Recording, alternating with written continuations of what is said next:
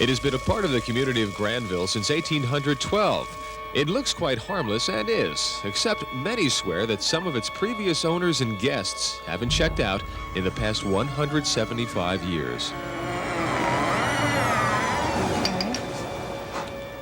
The present innkeepers are Orville and Audrey Orr, who took over the Buxton Inn 15 years ago.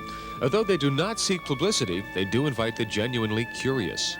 We close the building, and by 12 or 1 o'clock it's locked up, and then I go ahead and do office work, or I'm through the building later at night, and it gets very noisy, and you can hear furniture move.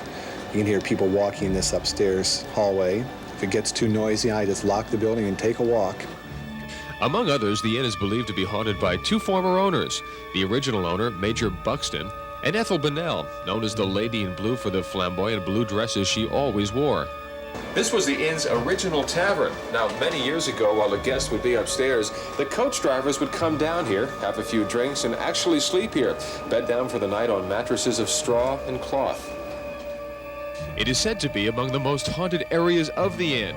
Many patrons reportedly shriek when they warm their hands by the fire and look down, only to find another set of pale, transparent hands doing the same. We solicited the aid of well-known Cincinnati psychic and paranormal investigator Judy Schluchter. It was her first trip to the inn. The feeling that I have in this room is the men that stayed here, there was gambling, like maybe in cards. There was an argument over money.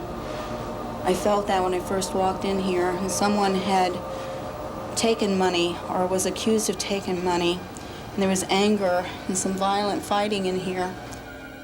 We later learned that late at night, the bar manager on many occasions says he hears the sounds of falling coins, although the tavern is empty.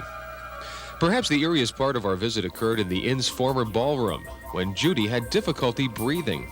Breathing slowing down in this room. I'm seeing stairs and a fall. And the left leg, injured. Feels like a break in the lower part of the leg. I went next door and talked to Mrs. Dunn, the sister of the former owner. She said that her sister Nell had broken her knee in a fall in Newark and did not do it here at the inn, but worked here with a broken knee. She also had respiratory problems. I feel almost like a seated spirit back in that corner. It is female. I'm seeing a man also, a tall man, fairly big man, drawing closer and further away from the woman. Difficulties in a relationship. I feel the presence in here of someone who did some hand sewing. It was all by hand. Doesn't seem to be a machine.